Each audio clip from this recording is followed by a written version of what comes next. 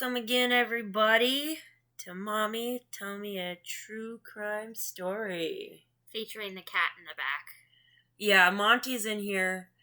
I don't think he's going to be disruptive, but you never know. And clarification, Monty is the name of our cat. Yes, Monty and is here's the a cat. Picture on screen now. Of the Monty.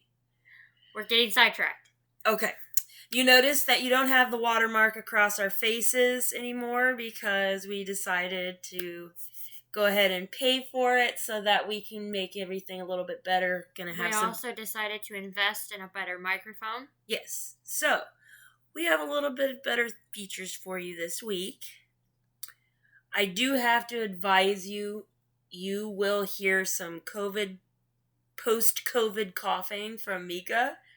I promise you, it sounds like she's dying, but she's not. I'm not. She's not actually coughing up her lung. There it is now. There's a little one.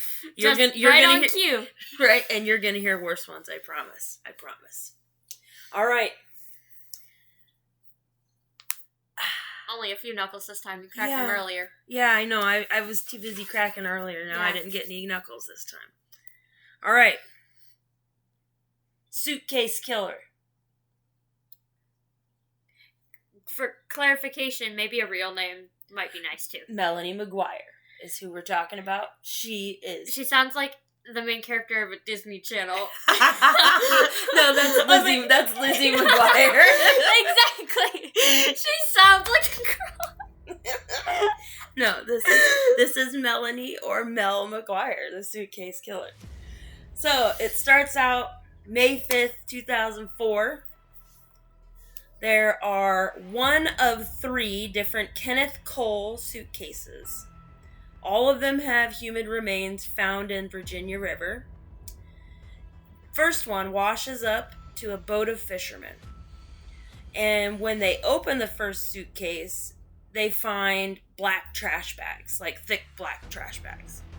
And unfortunately, there was like a little boy on board fishing with them, and he thought, oh, it's buried treasure, you know, and so he opens the bags. Ooh. He hastily opens the bag, and it reveals fresh male human legs. Oh, okay. So, right, that's not treasure, for sure. That's a loss of childhood. That's not anything you're gonna treasure, for sure, buddy. Well, the adults on board call 911. So then it's only legs. So there's going to be more, right? Okay. There's got to be more wash up. I said one of 3. May 11th, a few days later, the second suitcase washes up. And that one has the arms and the head. Okay. Now it's hard to identify because... Wait, both arms or one arm? I think both. Okay. I didn't really notice if it said that it was just one. I think it's both arms. Okay. Well, you know, when a body's in water, it bloats up and wrinkles up, and so it was hard to identify the face. Then, a few days later, that third suitcase is found on May 16th, and it has the remaining body parts to make a full human being. So, they're frantic trying to find out who this person is. So, they make a sketch. And on the 21st, just a few days later, they release this sketch. And on the 21st, a friend recognizes Bill McGuire and calls Crime Stoppers.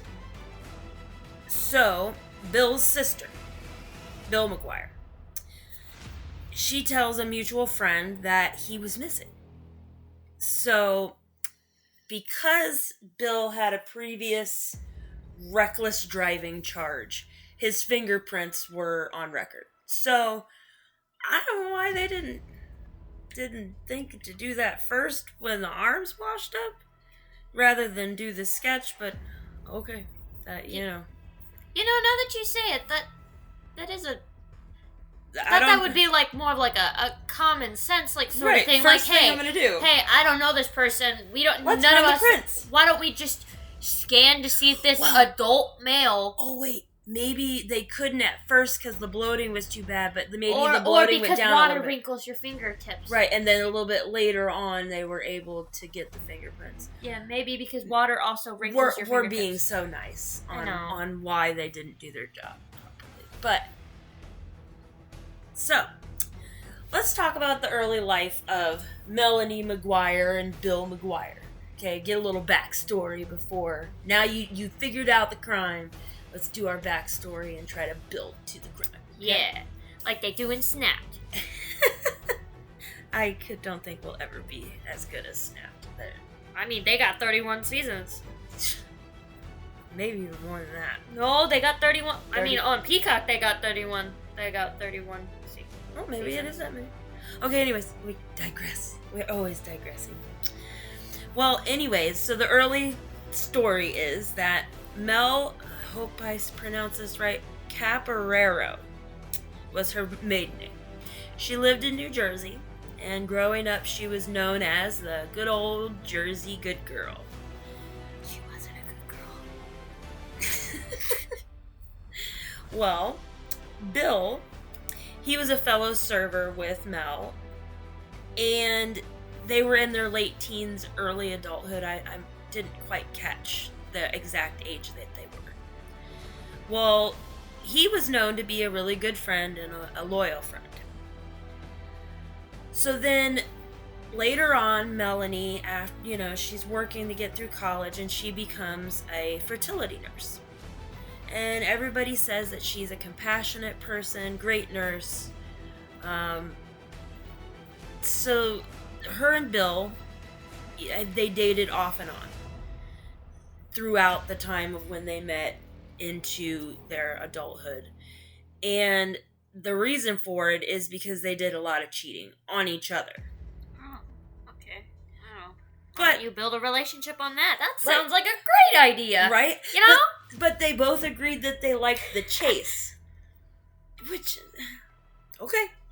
I mean, if that's your cup of tea, girl, go get your man's, right. But I don't know. Well, they got married in 1999. They had a beautiful, as I said, it was an angelic wedding. Bill later gets a job at the local university in Woodbridge, New Jersey. Then a little bit later, of course, along comes the baby. Oh, the baby. The baby. Hopefully the baby doesn't end up like last episode. Yeah. I assure you, the baby does not. Okay? I thought I was gonna lose. I thought I was about to lose all sanity when you tapped my shoulder and went, I assure you. You thought You left a good stall there. And I was sitting there like, what is she gonna say? No, the babies are safe, okay? Okay. The babies did not suffer the same fate as little Casey Dardine did, okay? Or little Peter. We forgot. Yeah. Can't forget little Peter. Okay, well, where was I? Wait.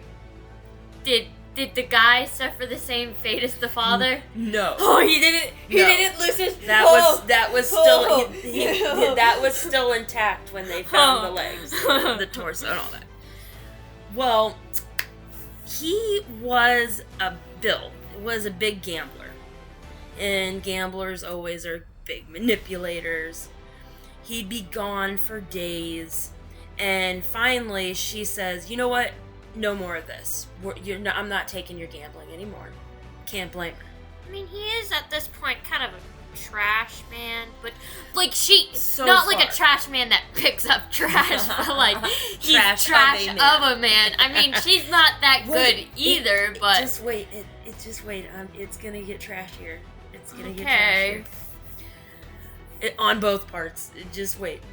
She killed him. Of course, she's trash. Yeah, that's true. Just wait.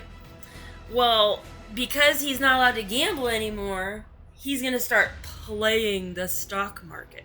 Same thing. You're just risking money. See? Don't put your money into stocks. Just saying. Gambling is bad, kids. Don't do it.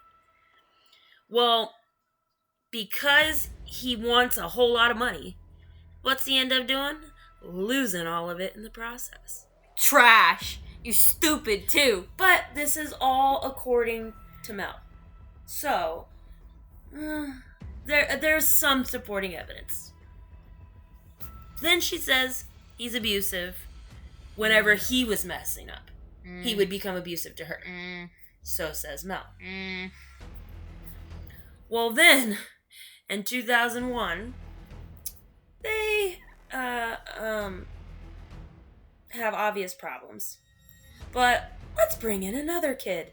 Whoa! He's abusive, but I want to have another kid with him. So says Mel. Well, she claimed that she loved him, but she begins to have an affair with her doctor that she worked with, Dr. Brad Miller. Okay, let me get this straight because there's nothing. Okay, let me get this straight because there's nothing about this family dynamic. Can we even call this a family at this point? No. The only family there is that child. This is a mess, is what we can call it. Yeah, that child barely even has parents at this point. I mean, they might be there, but they're not really there, you know? Don't worry, it's gonna get better. And actually, one of them won't even be there anymore. He's gonna be all over. What was it? A river? A lake? What was it? The river, Virginia River. Okay. Well, even though she claims she loved him, she starts this affair with Dr. Miller. So this is how the affair starts. It's strange. She's in there doing her work with the doctor at 8 weeks pregnant. She's pregnant, about to have a baby in 2 weeks. She's due in 2 weeks. He gives her a massage, you know. No. That's No. nice. I don't like where this is going. It's nice. No. Then, that sparked her interest, the massage. And let's say he really had a way with his hands and mouth that day. I don't like this. I don't like this. Does this end here? No. Dang it. It gets even worse. So, she comes back from her maternity leave, which that's usually about 6 weeks long, is how long a maternity leave is. So a month and a half, 2 months later at the most, she comes back. That's when the real affair begins. When they had a child. What's wrong with you people? Right. It's crazy. Well, the new baby, that wasn't enough with this horrible, abusive man. Let me buy a $500,000 house with him. Woman, you're just... begging If for a divorce. Things are so bad, why would you have the second child, and buy such a lavish home together? Like, having a child, okay, he's still your husband. You're not just gonna abort the child. Of course not. You're gonna keep the child, but buying a house with this idiot. Actually, no, you're the idiot this is here her, at this point. This is her reason. She bought the house because she didn't want him to gamble away a substantial amount of money that they had. So that she decided to buy the house instead. That's not an excuse. That's not an excuse. That's so believable. What are you talking about, Mika? That's such a believable excuse. Alright, we got some reasonable doubt going on. Number 1 to me, the affair. Number 2, having a second kid. Okay. Number 3, the house. This all is very strange. It's making my headache worse. Yeah. But no, let's keep going. Oh, yeah, there's more. There's more. Wow. She claims that he felt that using dryer sheets was lazy motherhood. Dryer sheets? Right, like because she didn't want to stand over the washing machine and wait for the fabric softener, setting to come on. Because back then they didn't have where you can put the fabric softener in at the beginning like our washing machine. What is this, like 99? This was in 2001. Oh, okay, yeah. So they didn't really have washing machines like that back then that did it automatically. You'd have to wait for the setting and then pour it in. He said it was lazy because she didn't want to stand over the washing machine. So she used the dryer sheets, and he found out, and so she says so when he saw that she used the dryer sheets, she claims that he shoved it in her mouth. Oh, okay. So that's a lot of damage. Not quoting the tape. Just in general, like, like the brain damage, like trauma. That's right. The word. Trauma. Yeah, it's traumatizing. If that really happened, I mean, that sounds crazy. But, there's crazy people out there. But what I think is crazy is, one, if he has a huge issue with him and he hates him, why would you use it? Two, that is super drastic for me to believe, like, him to shove it down her throat. But like I said, there are some crazy people out there, so who knows? So she claims, though, that the baby, the youngest one, 2 years old, saw him doing this to her. Ooh. And so she says she grabs the baby and locks herself into the bathroom with the baby. Now, you can't ask a 2-year-old if this really happened. So it's really just her, and he's dead. It's her word against a dead person. So it's like, okay, I understand, okay. Like, did anybody else, like, ever say that he ever showed... No, like, no. Never. Like, so everyone didn't believe that he was abusive? Pretty much. So they just, like, cheating on each other, that was it? Yeah, they liked their little toxic relationship, apparently. So she says the baby saw what was happening. So then she says while she's locked into the bathroom with the baby, she hears him packing up his stuff and he leaves. Also very strange. She says she assumed that he went to go gambling and he'd be back because you know how he'd leave for a couple of days. Well, he's gone for almost an entire month. And, like, she doesn't report it or nothing? Never reported him missing. Didn't call him to check on him. Like, they didn't, cell phones and stuff. She didn't call or anything. So, in the meantime of him being gone, she goes to an interview with a divorce attorney and becomes her criminal attorney as well. Oh, maybe they were in something too. I don't know. No, this is a female attorney. Oh, okay. Well, I mean, hey. You never know. You never know. Whatever floats your boat. Whatever floats your boat. Well, in her interview that I watched, she was being really suspect. Mel was. And the reason why I think that was because the whole time she's blaming his gambling and she's talking about this with the reporter, she's always looking down. She never looks at the reporter or the camera. Like, she just can't make eye contact, period. And that is a sign of a liar. That is a sign of a liar. Well, it gets better. While he was gone this month that she didn't report, she begins to give away all of his belongings to her cousin in bags that look just like the ones they found the body parts in. So basically the police the police looked at her and went, the police looked at her up and down and went, you did it. You literally did it.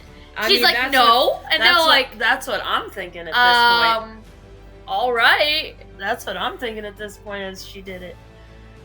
Then she has him cremated as soon as she can. The whole, the body parts. She has them all cremated as soon as she can do. Then the ceremony for him was only 15 minutes long and had, a handful of people there. So she obviously cares a whole lot about dude. Yeah. And what happened. A whole $2,000 worth of cremation. Well, then she suggests to the police that they should look for his car in Atlantic City. And where do they find the car? Oh my god, this girl, she is either the most intelligent criminal or these cops are stupid. And when I say intelligent criminal, I'm being sarcastic. Well, just wait.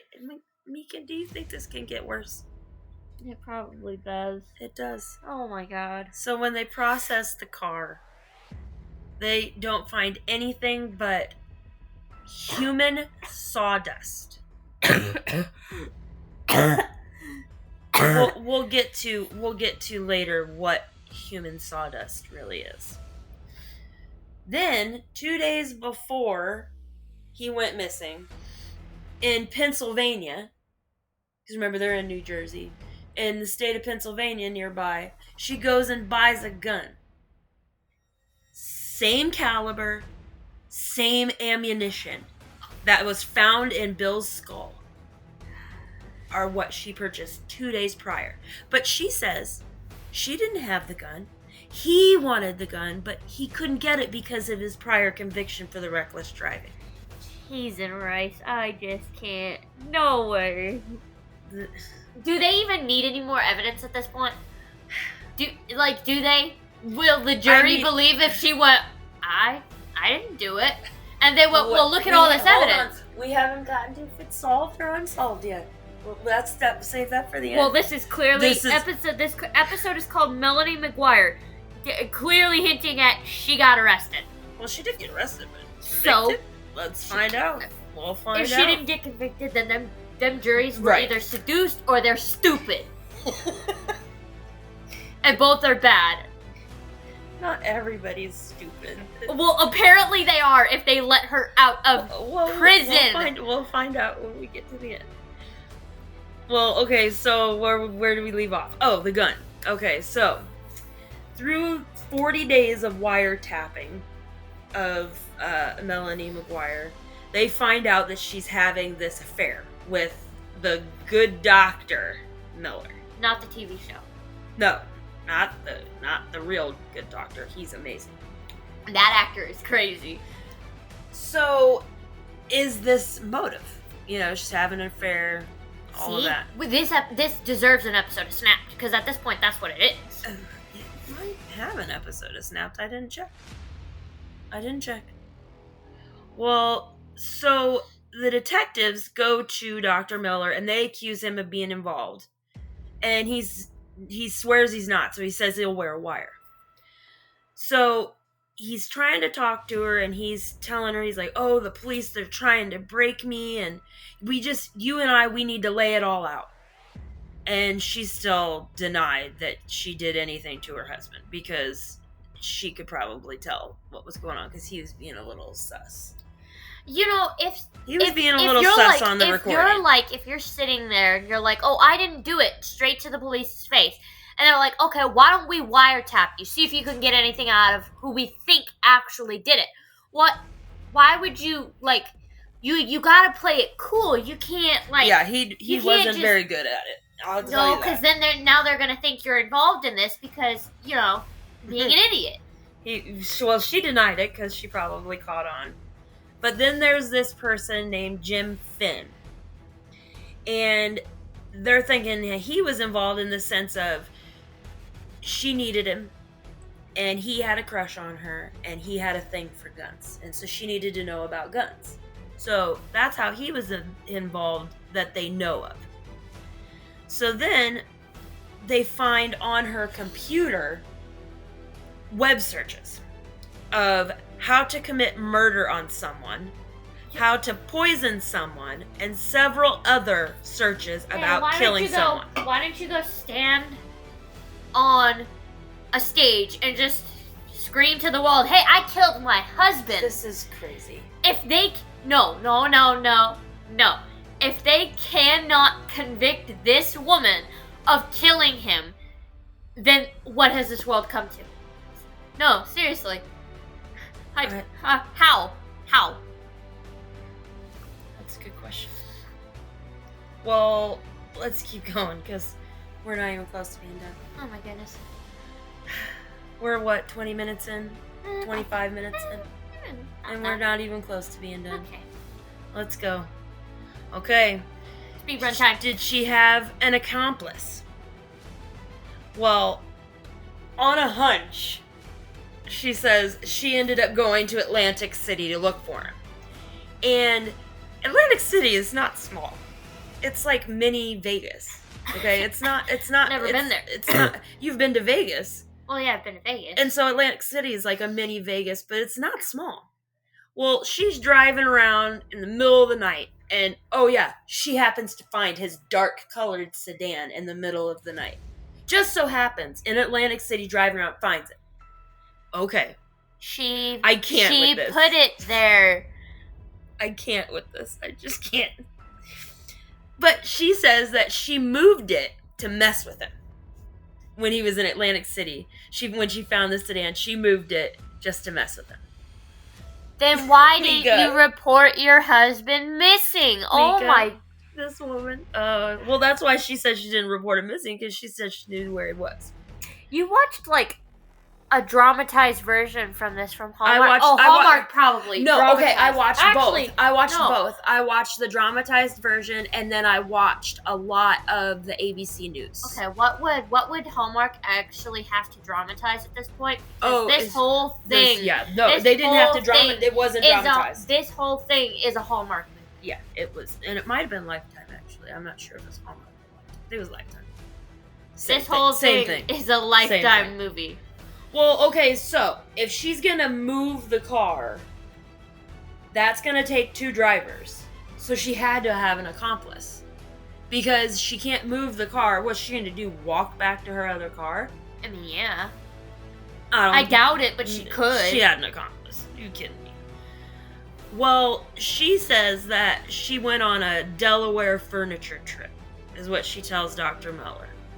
And this was just a ruse to be able to go into this tunnel that she needed to dispose of the bags. Where the bags had been disposed, this Delaware furniture trip just so happened to bring her through the tunnel of where they were disposed of. Okay, a lot of circumstantial evidence going on here. And to me, circumstantial evidence, enough of it, a preponderance of it, can prove guilt, to me. Like, to me, this woman, at this point, if I was on the jury, she's guilty. Legit.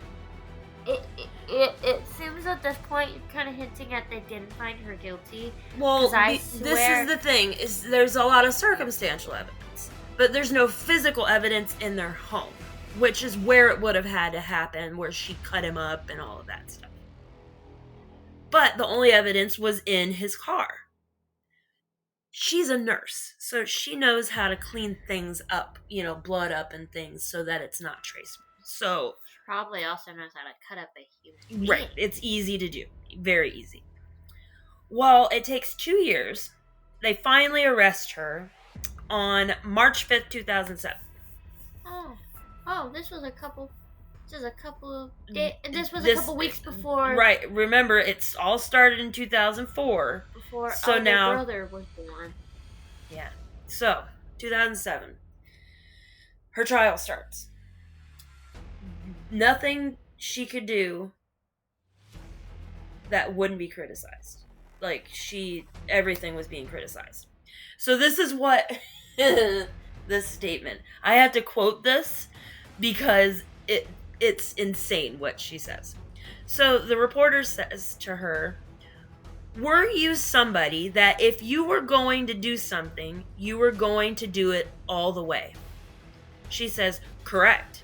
And I would counter that argument with, if that were the case, I would be sure to not include blankets that could be traced to me, or my own luggage. I don't get to be an evil genius and an idiot at the same time." What kind of defense is that? That was very wordy. Like, she was wordy to kind of, like, confuse you a little bit, I think. I didn't know there were blankets that belonged to her in the... Right, I didn't include that. I'm so sorry I didn't include that to begin with, but in the suitcases, there was some blankets that were able to be Were the traced back to her. suitcases also hers? Correct. No. She is the smartest idiot I have ever seen. How did she go this far? How did she go this far without getting caught? And then proceeded to say that. Well, she claims that he was killed because he owed money to people because of the gambling. Well, clearly not if you're able to buy a, $500,000 home? Right. Hold on. It gets better, Miki. Better. She says, sorry, not she says. In his car, there was a syringe that had something in it like a Mickey. Do you know what a Mickey is? I do not. It's the drug that they give to women when they want to SA them. Oh. And it makes them not remember, and it kind of drugs them up a lot. Well, this syringe contained something like a Mickey. A Mickey is a tablet, but this was in a liquid form. So the script that was for this Mickey was filled up the street from Mel's kids' school and was written on Dr. Miller's prescription pad.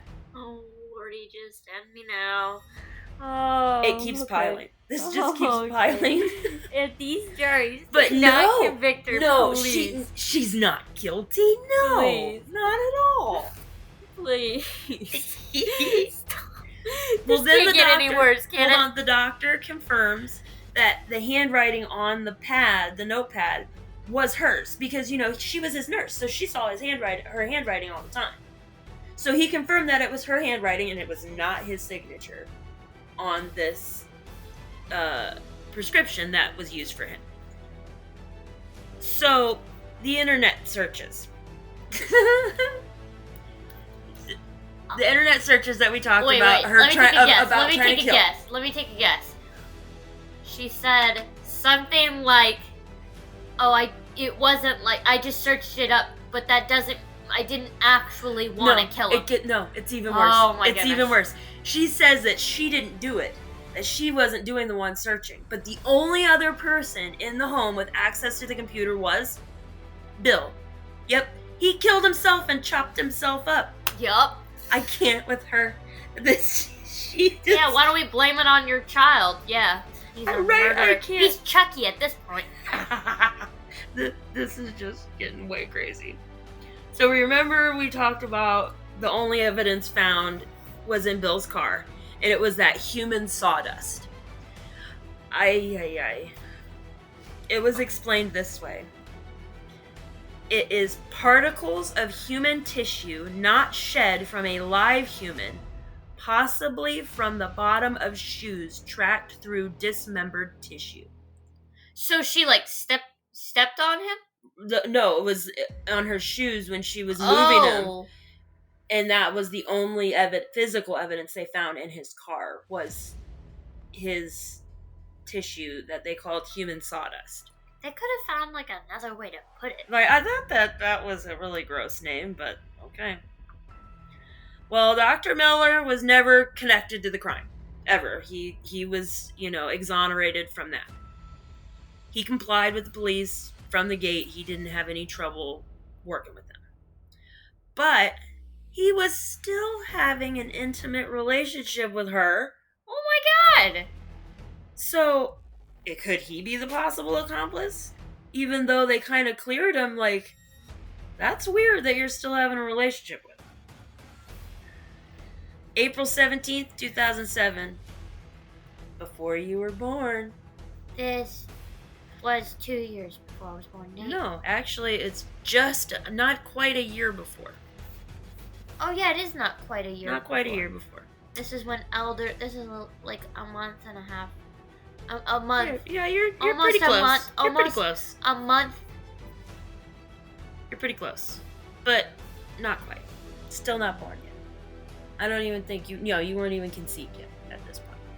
No. You don't hold a baby for a year. No. Thank God. Because you were a big baby. Well, April 17th, 2007, the state's whole case and closing arguments was very compelling. Obviously. I'm compelled here. Very. Get this. Before the what do you call it? The judgment is given. She blames her dad, who had supported her this whole time. She starts to blame him. Wow, that's not an obvious part of guilt. Placing blame. Her daddy. Her dad probably went up the... Right, he was flabbergasted. He was like, I can't believe that this happened. Well, 12 fined. Guilty! Yay! Exactly. She's sentenced to life plus 5 years. Wow. She's exhausted all her appeals. So, a case is solved. I can't believe this case. She is the smartest idiot I've ever seen. Right, I don't understand how, she's so dumb. People think there's no way she could do it. She's an evil genius and an idiot at the same time. No, she's so stupid that no one thinks she could do it. No, I think she did it. And so did 12 jurors of her peers. I think she did it too. I'm 100% convinced she did it. It's just, she's so stupid that no one thinks she's smart enough to be able to do it. She cray. She crazy. She cray. She crazy. Crazy. All right. That's my suitcase killer for you. Okay, Mika, now go to sleep.